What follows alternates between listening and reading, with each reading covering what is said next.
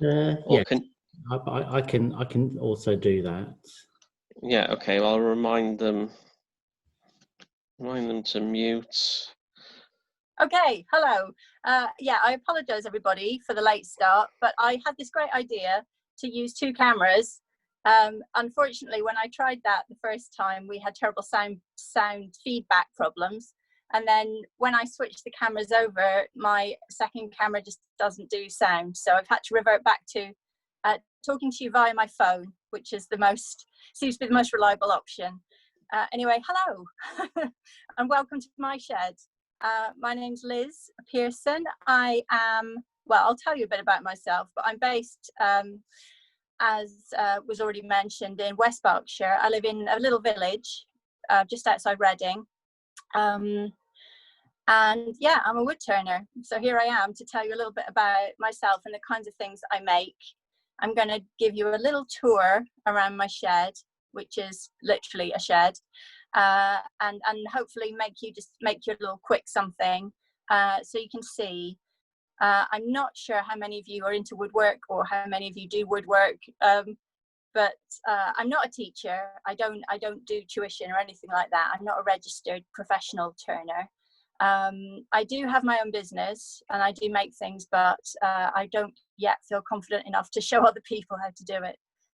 So a bit about me, just to give you an idea. I originally trained as a teacher, and I was a teacher for over 10 years with Key Stage 1. So kind of 5 to 7 year olds was my main thing. Although over the years I have taught nursery, I've taught slightly older, like 16-year-olds. I've also done a bit of adult teaching, which was really nice actually compared to teaching children, because adults are always very interested and they always do their homework. But I did my teacher training, and I taught for about 10 years, but then I decided it wasn't, as much as I love the children, like a lot of teachers, I was frustrated with the system and the paperwork and all that kind of thing. And I also felt slightly like it wasn't I liked it, but it wasn't my thing. So I did a bit of soul searching and I tried lots of short courses and doing this and that. I did a little short course in cabinet making and things because I knew I wanted to make stuff. I knew I liked wood. But I went back to university and I did a design degree. I did industrial or what they call product design. I did 3 years of that.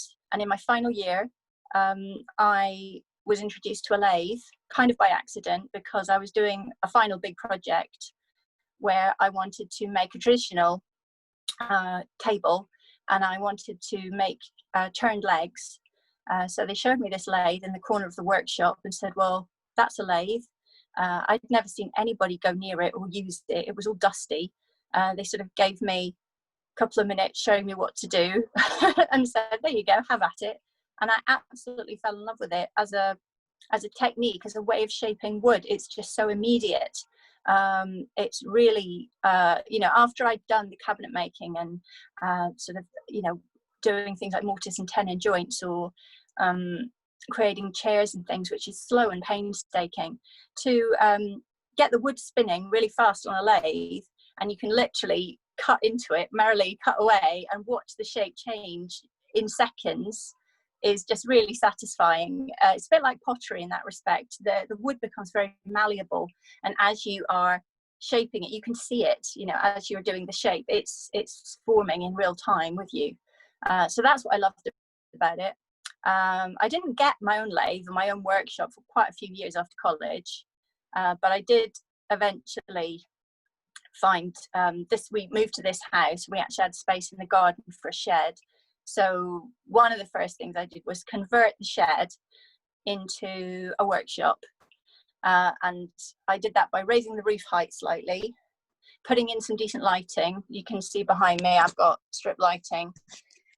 I'll do my actual tour of the workshop now. I've got strip lighting. I've also got a task light. Oh, this is really hard to do. I'm going to flip the camera around. Oh yeah, I've got a task light, which isn't on, but I've got a task light above my lathe. So I've got my main lathe here, which is a big sort of professional one from Axminster Tools, based down in Devon. I've also got a smaller lathe. It's actually got stuff on it at the moment. This little baby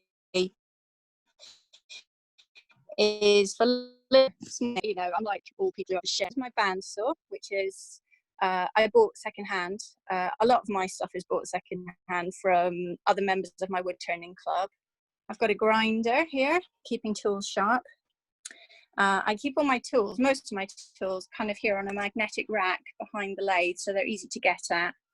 Those are all my tools and chisels and gouges. And I've also got a sort of small bench-mounted pillar drill there, which is quite a new one, a Bosch one, which was a step up. Before I had that last year, I just used a hand drill, and it was very difficult to get a decent vertical hole that was straight. So that's all my equipment. I mean, I don't have anything else apart from a chainsaw, which I'll flip the camera around again. Apart from a chainsaw, which I do use quite a lot because I get my own wood and I prepare my own, well, I wouldn't even call them blanks. I mean, I cut up logs, I put them on the lathe, and I make things. What's the time? I'm just aware of the time. I only got half an hour. Where did I get to? Oh yeah, fell in love with wood turning. So I've been turning 7 years, more or less. I joined my local club, which is something I would highly recommend if you're thinking of getting into it, because the people there were fantastic. They were really good at helping me choose the equipment to get me started. I could go down to Saturday workshops and they would help me to learn. I mean, I mostly learned from a couple of books that I was recommended, and just being watching demonstrators was fantastic. Going to the club, and we've got a demonstrator who comes every month, and watching YouTube videos sometimes, but that you're never quite sure about the quality of those videos, so you have to kind of know a little bit before you start watching those, but they can be handy because some of the professional turners are now getting into doing YouTube videos, and if you know their names, you can follow their accounts and you can get some really good information and tips from them via that, without having to go travel and see them in person. So I'm a member of the Association of Wood Turners of Great Britain. I'm not a professionally registered turner yet. I would like to be at some stage, but you need to be kind of vetted for that. I'm also a member of the British Toy Guild because I make a lot of toys, wooden toys. So I'm a member of that association as well. I thought now I would just give you a quick demo. One of the toys that I make is a wooden spinning top. It's one of the first toys that was one of the first things that a lot of wood turners learn to make because it's very simple, it's very quick. It's really good to make if you're demonstrating at a show or a craft fair. You can knock them out and give them to kids when they come past. At least that's what we do at my club. If we're demonstrating at a country fair or something and we're outside, we take lathes and we can show the kids, you know, what wood turning is all about. So I'm going to move my camera and I'm going to position it above my lathe. So I've got this little device up here that I am going to attach the camera to, and then you'll get a view, hopefully, down onto the lathe. I might turn this light off. Okay. Obviously, I was going to have, there you are. I was going to have 2 cameras, so I wouldn't have to fiddle about doing this. But there you go. Hopefully, you can see. This is my little piece of wood on the lathe here. Hopefully, that's not too far away. Normally, I would be wearing my respirator helmet, and I would have this extractor tube running, sucking the dust and the wood chips away from me, because it's very important to look after your lungs, because there's a lot of dust and dust and wood chips flying around, and you must protect your face as well, and your eyes. So I'm going to put my eye protection on, but I will avoid using the big noisy extractor. I'm going to be using a variety of tools. Got a parting tool here. I've got a sort of fingernail gouge. That's quite useful for shaping. I've got a skew chisel. I like the oval skew chisels, mostly because I'm used to them. So they're good for cutting straight down in the wood. I'm also going to use this little tool, which is called a decorating elf, and it cuts a little texture into the wood. Right, so this little piece of wood on the lathe is a piece of beech wood that I get from a man who makes Aunt Sally games, but he gives me the pieces of wood that are no good for making the throwing sticks for the Aunt Sally game. So they're sort of being recycled. If I didn't take them and chop them up and make little spinning tops and little peg dolls out of them, he would just burn them or chip them. So I'm going to start the lathe. I'm going to put it on at about, for spindle turning, which is what this is, you can go reasonably fast because the wood's quite small. Obviously, the bigger the piece of wood is that's on the lathe, the slower you go. I'm going to start by just truing the wood up, so it is what's the word? Yeah, it's not out of whack. It's not out of balance. If it's out of balance, it's more likely to fly off. So I'm going to true it up, and then I'm going to use a little template to mark out my cuts, and then I'm going to shape the top. It should take me, I can knock them out quite quickly, you know, well, let's see, 4 or 5 minutes, maybe quicker than that.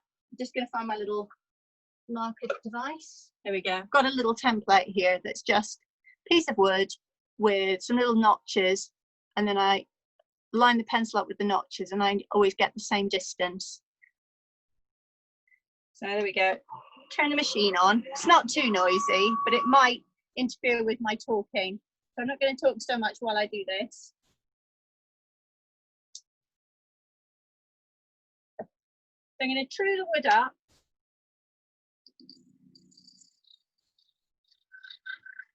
Yeah, got the lathe running at about 80,000 RPM at the moment. So that cylinder is nicely trued up now. Put my template up against the wood. I've made 2 little lines on it. Now I'm going to go in with my parting tool.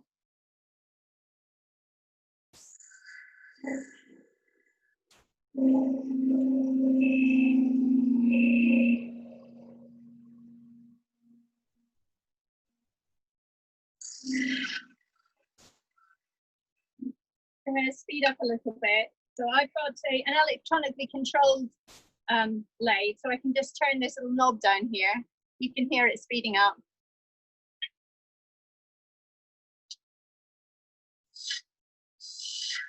I'm using my spindle gouge to start shaping the bottom.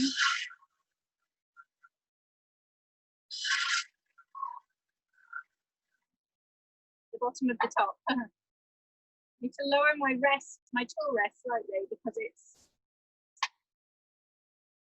the tip of my tool should be on the center line of my wood, on the central axis. If it's too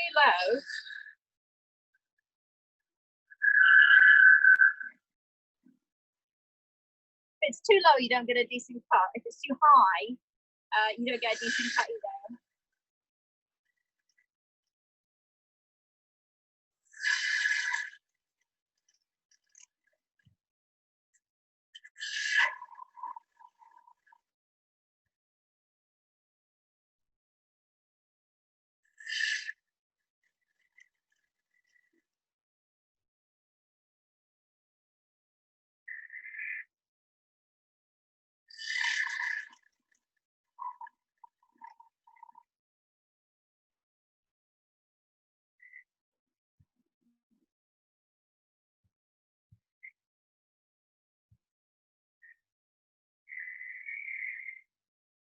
Just try and get the point nice and sharp.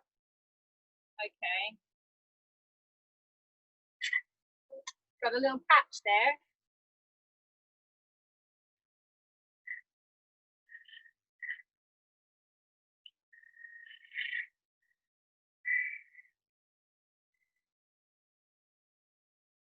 Okay, so I'm going to slow it right down now so that I can use the decorating elf to about 900.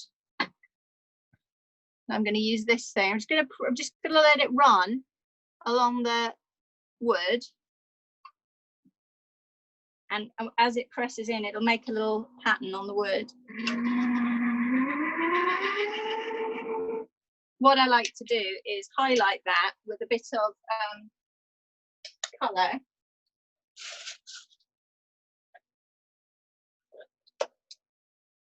So I use felt tip pens. They're easy and immediate. I mean, I have done them in the past where you oh,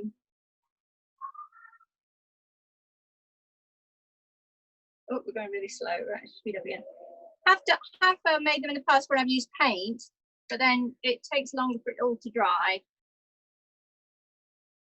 So there's some colour on the bottom. Now I'm going to go do the top. Speed up again now. Up to about 25, I think.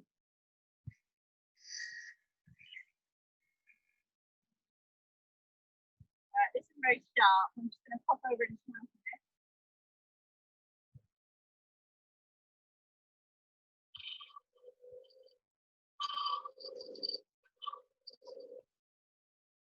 Just touch this tool up on the grinding wheel.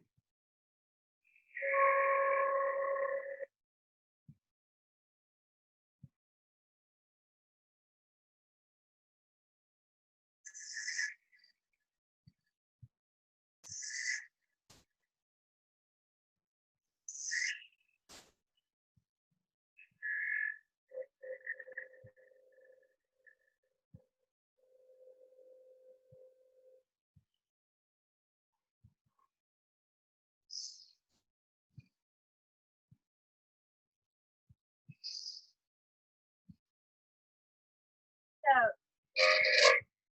I formed the base at the top. Now I'm forming the spindle.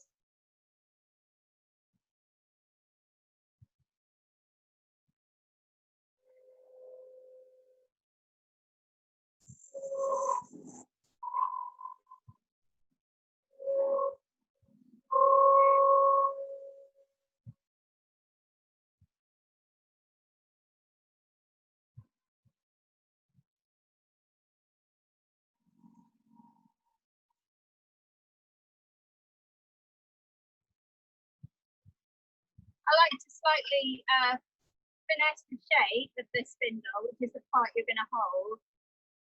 Use my spindle gouge just so that it's got a sort of comfortable curve on it for holding.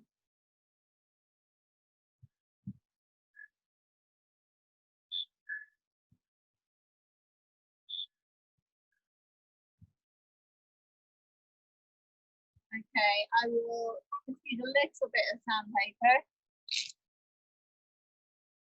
to watch out for tourists. I have 3 or 4 different grades of sandpaper. I'm not going to go through them all today. Normally I would start at about 120 grade, and then I would use 240, then 320, 400 is probably my limit. So it's going to add a bit more colour to the spindle now.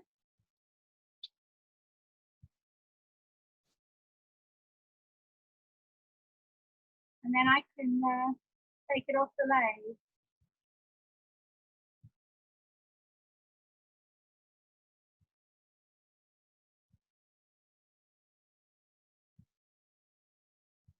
So to get it off, I'm going to use my skew chisel.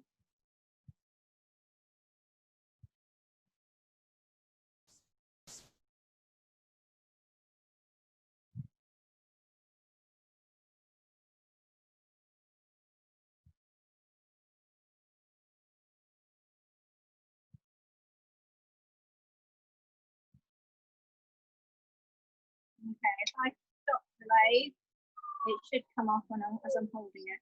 There we go. So there's my There's the top of the top.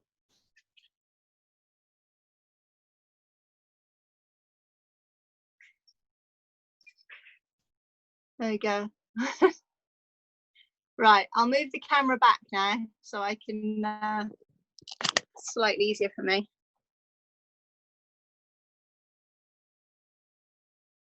Actually is flip the camera around and put it on the bandsaw table.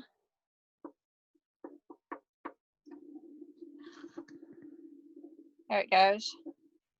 Oh, it's gone in the it's gone in the gully. All right, try again.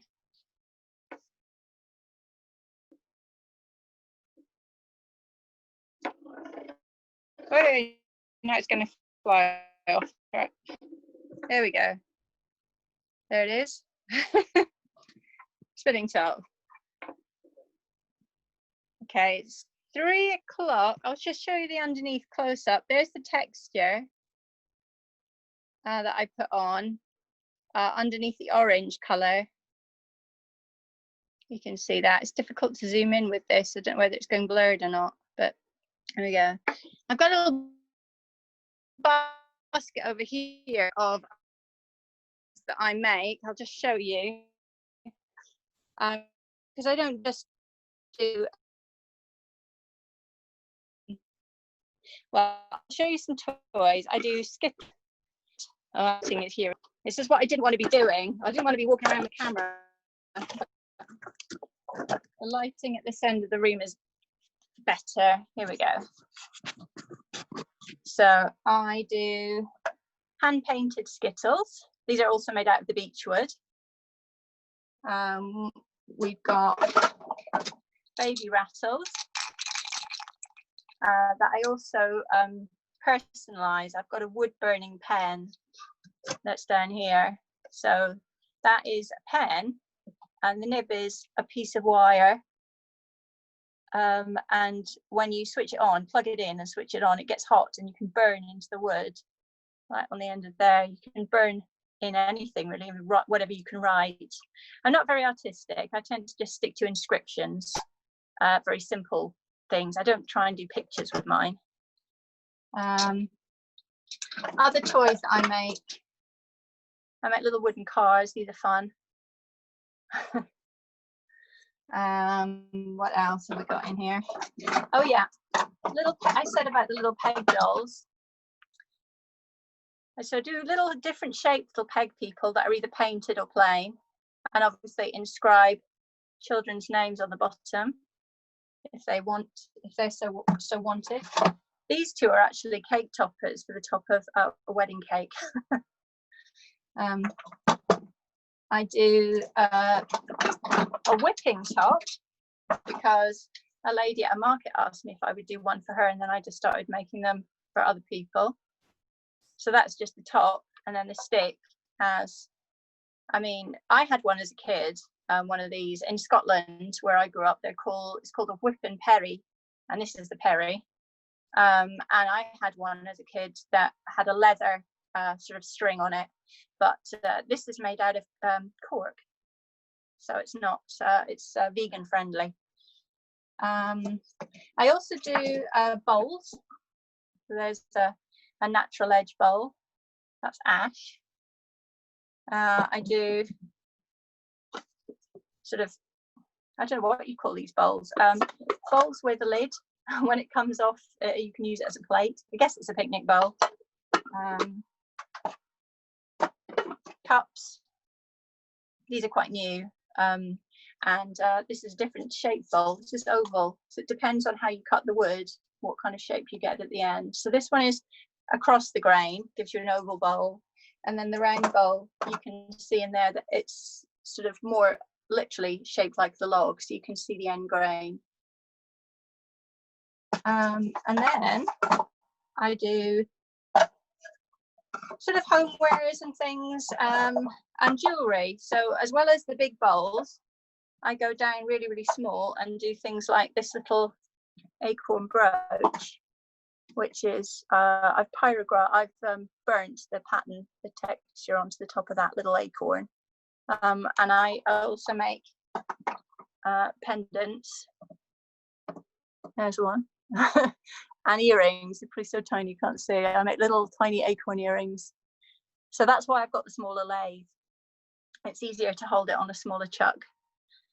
So I feel like I've been talking non-stop, which I have for half an hour, but the time has gone really fast. I think I've covered a bit about me. I've shown you the workshop. I've done you a little demo, and I've shown you some of the things I make.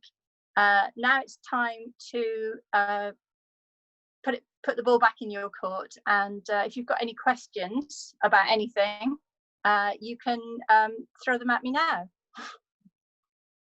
There we are. Thank you for that, Liz. That was brilliant. That was really good. And like you said, I was amazed how instant it was.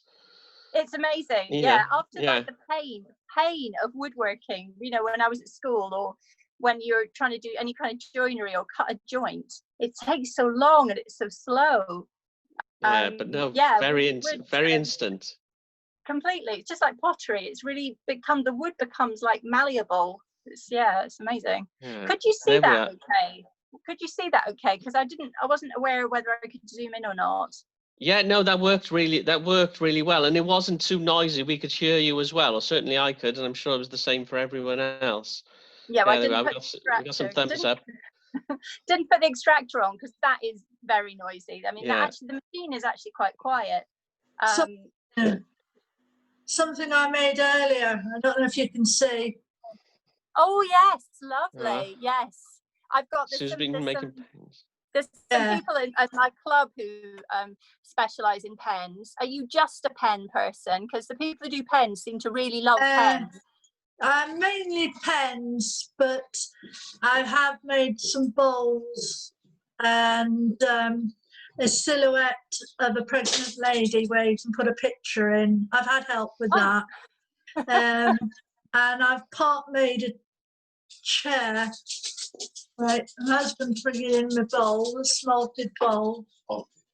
Oh, lovely. Is that spalted beech? Yes. Very nice. But I need tuition. I can't do it by myself. So did you make that with somebody then? Yes, yeah. I mean, the pens I can make and teach, but anything else, and I just mess around sometimes with like light pulls. Oh yes, I like to make light pulls. Yeah. Yeah. See, we have a she shed as well as a men's shed. Well, I took over. Yeah, I took this one over, and so my husband's had to get a smaller one on the other side of the garden for the lawnmower. Yeah, but I haven't been able to do any wood turning since last time was just after Christmas because I've got a problem with my hand. So I've got carpal tunnel and tendonitis. So yeah. There we are, good. But I could follow what you were doing, which is, a bonus. Good. There we are. Did anyone else have any questions? Yes. Any thoughts? Mike? If we're looking to get in a lathe for a shed, what sort of prices are we looking at? Well, when I started, I'd say the best advice I can give you is to go and find your local group, your local wood turners, because often they have starter lathes that they're selling on. Club members who've been members for a while will upgrade, and they will have machinery that they want to pass on to people. So that little, that smaller one that I got for £80. All right. So and it just mounts to you can just put it on your bench in your workshop. The bigger ones have their own, legs and their own stands. But the sort of starter size, you can just fix it onto your workbench. It doesn't even have to be bolted down. Yeah, the she shed have just invested in buying an Axminster one. No, it's a record, because that's the one you were using. You can just turn the knob and vary the speed. You don't have to open it up and alter the bands. Yeah, I definitely recommend an electric variable speed. Yeah. Yeah, it's better to pay the extra. There we are. I'd never seen one of those. Did you call it an elk decorating tool? or L? It's called an ELF, E-L-F. I think it's Oh, made by ELF. ELF tool. I don't know why it's called that. I mean, all the rest of the tools have got really boring names, but for some reason, this one's called a decorating elf. I think it's from Henry Taylor. Yeah, it is. I can see the. I've got the packet there. So it's. What price are you looking at for one of those? For that little thing, oh, I don't know, but it's from Henry Taylor. Yeah. So you could look it up. And presumably you can get different patterns. No, I think you can get different heads for it. Yeah, hang on, if I show you it's really simple thing. It's a handle with a brass shaft with a hole, and then these heads, these cutters, just go in the hole. So you can buy different cutters. So this is a ball. This is the most basic one, but they do different shaped ones that will give you different textures. But you can also vary the texture pattern by going more towards the tip, or, you know, the angle that you hold it at will give you a slightly different pattern. 45 quid. £45. Yeah. Someone's just looked it up. Yeah. Yeah. So, Yes, Liz, I mean, you can buy replacement heads for that and different cutters, but it is a fun little tool and it's really easy to use. All you have to do is make sure that you go nice and slow, and you just apply pressure and just let the ball spin around. So that cutter, Liz, rotates in that handle when you touch the leads, is it? Yes, it's loose. It's just slotted into the hole. It's just loose. It doesn't go in. You know, it's not held in any way. And it just turns around in the, I think there's a bit of rubber or a bit of something in there. It's just cushioning it. And it just spins from the speed of the lathe. So when you apply it to the wood and the wood is spinning, it will match the speed. I see, yeah, good. Anything else from anyone?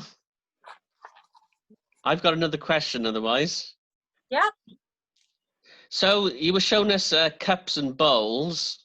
I really like the cups. Are there particular types of wood that you do and don't use?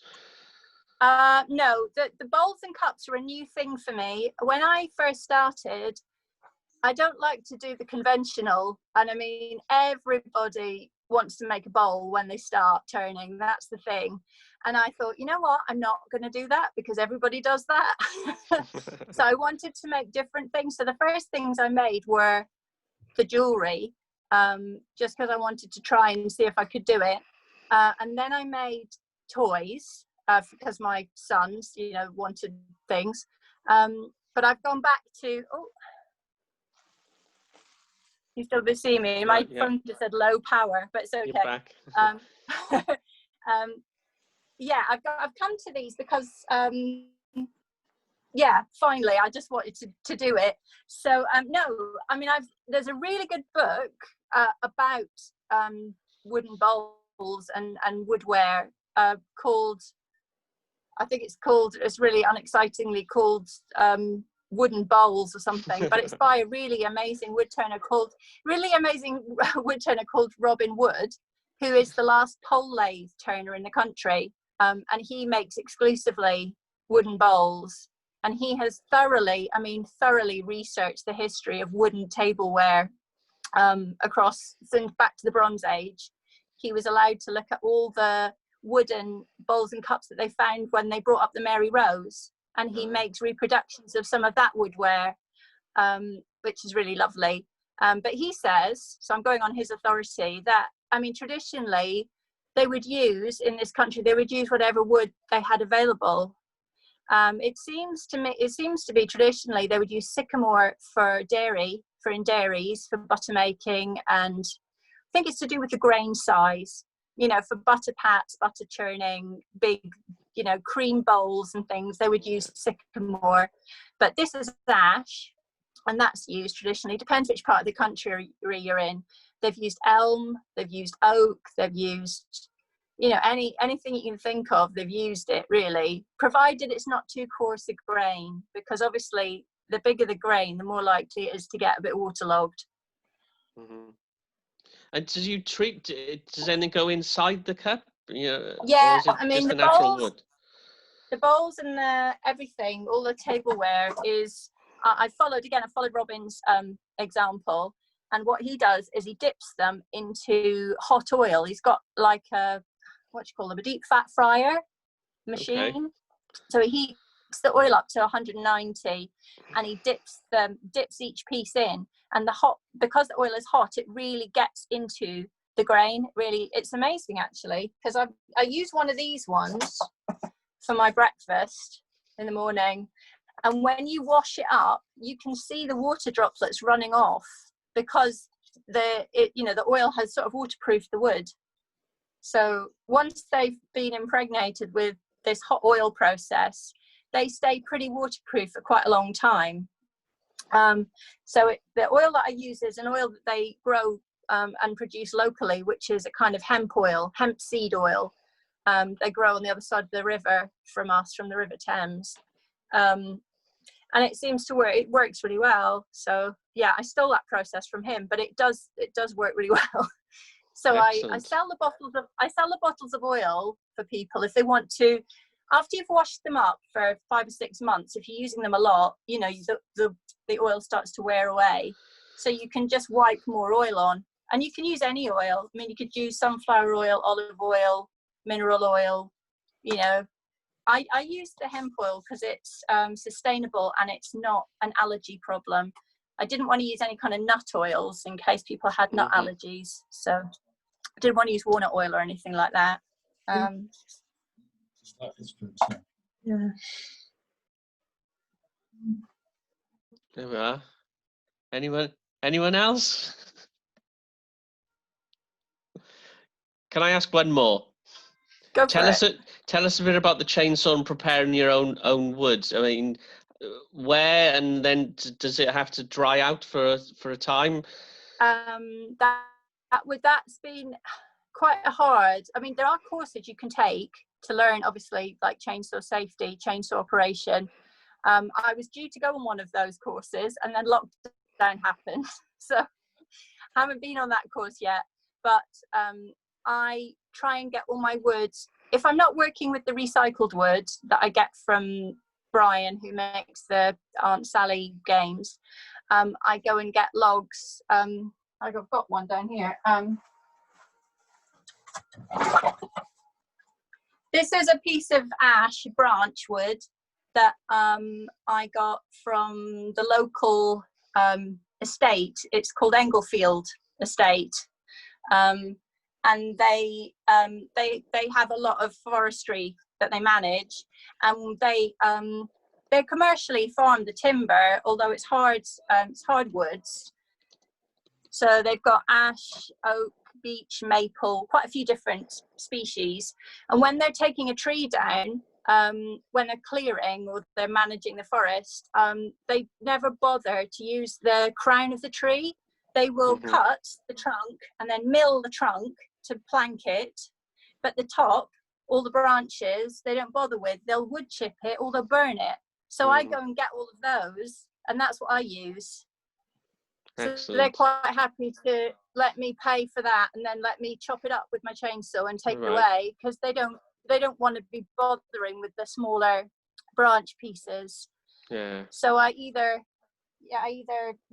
just learnt my chainsawing really from the guys at the estate. Good. So I try with the bowls and stuff, I try and use the wood as fresh as possible, because when it's fresh, it's really soft. It's really wet, but it's soft, and you can get a really thin wall. Like that's about 2 or 3 millimeters. If that wood was dry, it would vibrate a lot more, and it'd be really hard, and it might just shatter as it's spinning.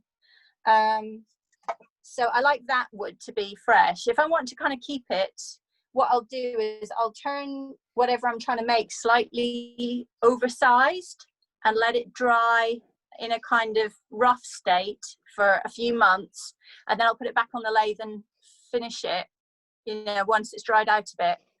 There are ways of speeding up the drying process. You can put pieces in the microwave and sort of keep the moisture out of them. You have to do like a few blasts, and then what you do is, to work out whether the moisture's gone, you keep weighing it, And if it keeps getting lighter, obviously okay. the moisture's coming out.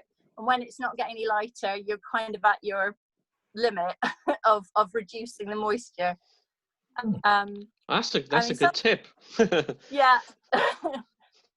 But Yeah, you say, I mean, yes, if you want to, yes, if you want to speed up the drying, you just be careful you don't put it in the microwave for too long, because it could, you know, if the moisture comes out if it's too aggressive, it could crack. Once you've got the log Liz, You like know. that, how do you get that ready for the lathe then? Because it's a bit rough and ready to put on a lathe. Well, I do. That's what I check it out. I don't, obviously, it wouldn't be as long as this. If I want to use a piece to make a cup, so there's the cup, I would take this to the bandsaw, or I would use the chainsaw outside, and I would chop a bit off.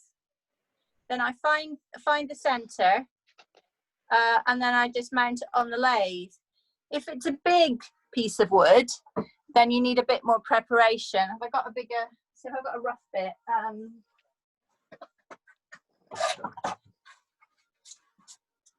So if this was going to be something, unfortunately I can't use this because this was an end piece of a log and it's all cracked.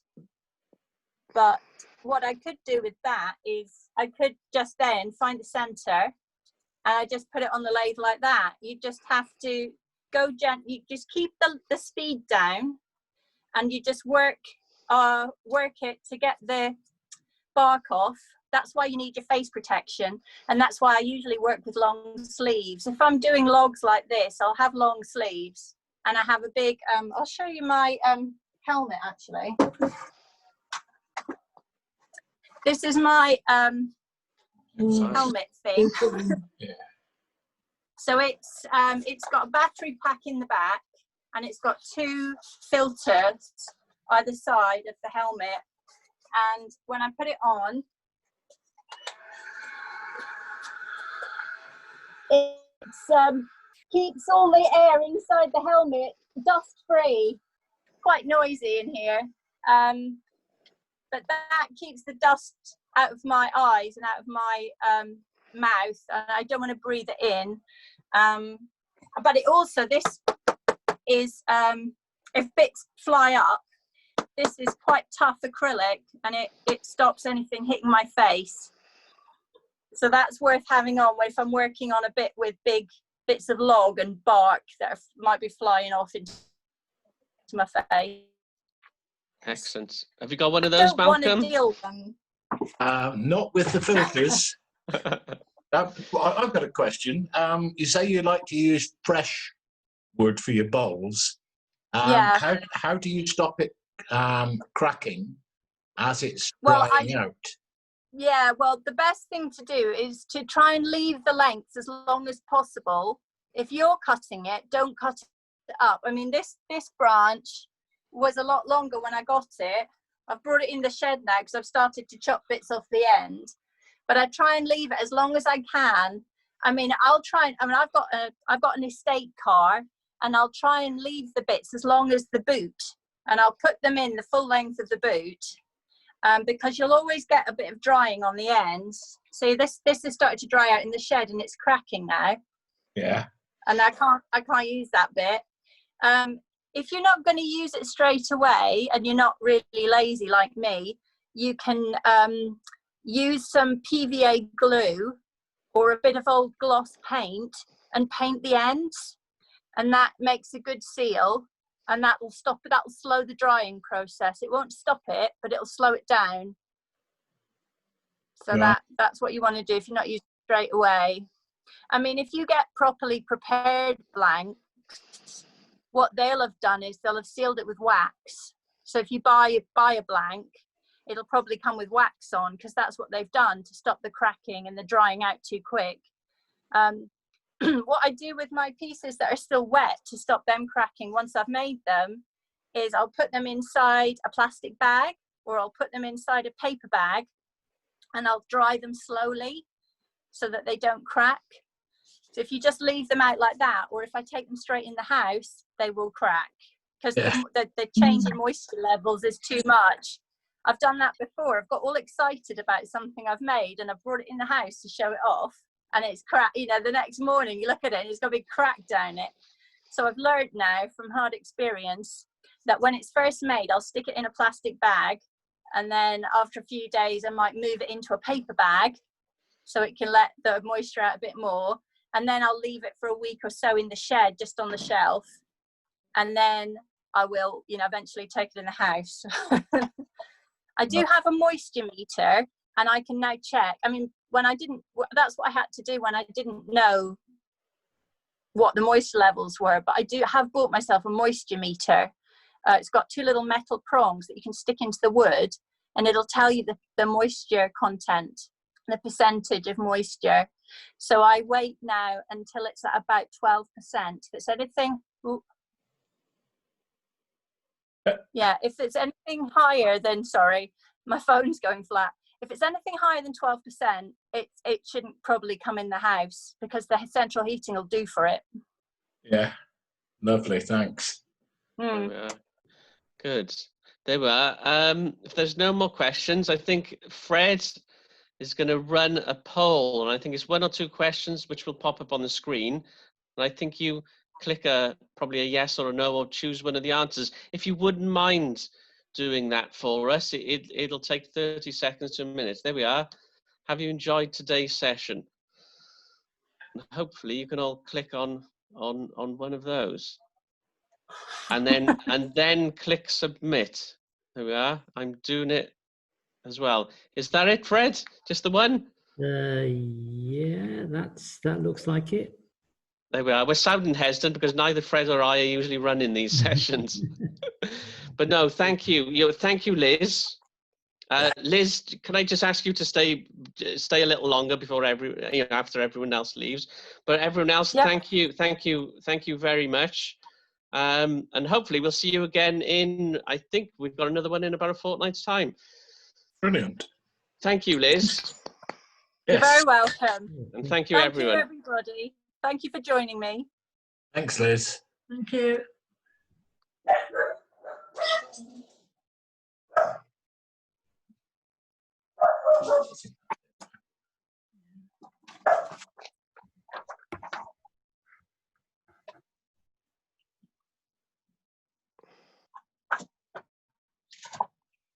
Are you kicking people out, Fred, or people leaving? Yeah, they're leaving. Okay. Oh, there we are. That was really cool, but I've got to have a go. Yeah. I've not had a go in 18 months. You need to come down to the squirrel's nest. So Liz, the shed that I'm involved with, there are at least 4 lathes and a whole group of word turners. That's how they formed. So Ben, that's local to you. Come and give her a go. Go. That was really good, Liz. I enjoyed that. That went well, I think. Yeah. Good. It's very hard when you're just standing in your own shed talking to no one. You just feel a little bit weird. And I do. My brain jumps around. So I was thinking I must kind of keep a sort of logical train of thought going. Yeah. And you can't follow a script. You just have to just keep going for half an hour. And the camera over the lathe worked really well. It did. Yeah, I'm just sad that I couldn't have them both. You know, couldn't have one already there. But never mind. I will go away and figure out that other one's microphone issues. I think that worked really, really well, actually. Yeah. Good. Well, we've been recording the session, Liz, and we'll figure out when Chris is back how to put it onto YouTube and get a copy over to you. Well, if you put it onto, I think if you upload it to your YouTube site and you enable sharing, I think you're allowed to share it with someone, designate an email address, then I'll be able to share, I'll be able to download a version of it. Great. I think what I'll do is put it onto my blog and then put a link back to to your group, so that if people watch it and they're interested, they can find the link back to you guys. Oh, a blog. Can we promote your blog then? You can. I mean, yeah, it's part of my website. So it's just on loveheartwood.co.uk. Loveheartwood.co.uk. I think Ben, Fred, when we do the YouTube, we can promote Liz's website and the blog as well. Yeah. Yeah, let's do that. Well, I do have a YouTube channel. I might have to email you the link to that. And that, I mean, my website's full of all the products that I make and sell. So it's really like an e-commerce shop. Yeah. But the YouTube channel has more how-tos and videos with me making stuff. So that might be more interesting for people. Yeah, brilliant. Yeah, good. Yeah. Thanks again, Liz. It was really good and nice to meet you. And I'm sure we'll talk again as well. I'd like to. Quite happy. I mean, I was sort of quietly nervous. I haven't really taught anybody anything for quite a long time. But, you know, standing up and rambling away in front of people is what I used to do for a living. So it was quite nice to do it again. I mean, I do have plans. My plan this year was to try and get more women actually involved in turning, because the majority is men. I think because women are, I mean, it's lovely to meet that lady who they obviously both turn. Yeah. And that's what you often find. It's wives that join their husbands in a hobby. But my plan was to try and approach Women's Institute, you know, WI meetings, because they're always looking for speakers. So this was a good little warm up for me. See if I can try and encourage more ladies to take it up. Perhaps we could do more, because that's what we find. As Malcolm was saying there, the Colwyn Bay men's sheds, I think they run, is this, Simon, 4 days a week for men and they have a day for women, or are they on separate floors? Yeah, they have a day for women, the she shed, and also they have a joint shared evening. So that's where a lot of the ladies have learned to do that. I'd like to promote the she shed. That would be really good, because that's something that my plan, I mean, there is nothing to stop me from teaching, but I don't really want to promote myself as a, professional teacher. But what I'd rather do is enable people to have a go. Yeah. So my plan for this year, before the lockdown and all the social distancing, was to have 2-hour have a go sessions, and make it that you could bring a friend with you, so it's slightly less intimidating. And I was going to try and encourage any women or ladies or anybody to come and have a go with me, and it not to be like a formal lesson, but just to have a little try, just have a go and see if they liked it. So yeah, I'd be interested to get the details about the she sheds. Yeah, and I know that there are 2 ladies that come to the Squirrel's Nest, and they come solely just to use the lathes.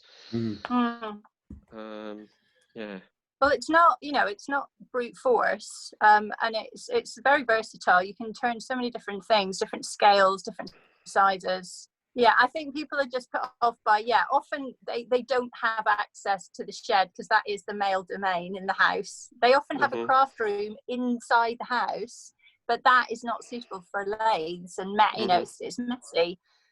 So I think it's more of a traditional domain issue, where they don't feel that they have access to the sort of space that a lathe would be suitable for. But I mean, I know people who turn in garages and sheds and all sorts of different places. So it's it's just giving people the opportunity, isn't it? Yeah, that's it. Absolutely. Brilliant. Well, thank you, Liz. Thank you very much. My phone is on 4%, so I'm gonna go. Okay. Cheers, Liz. Cheers. Bye. Bye. Bye.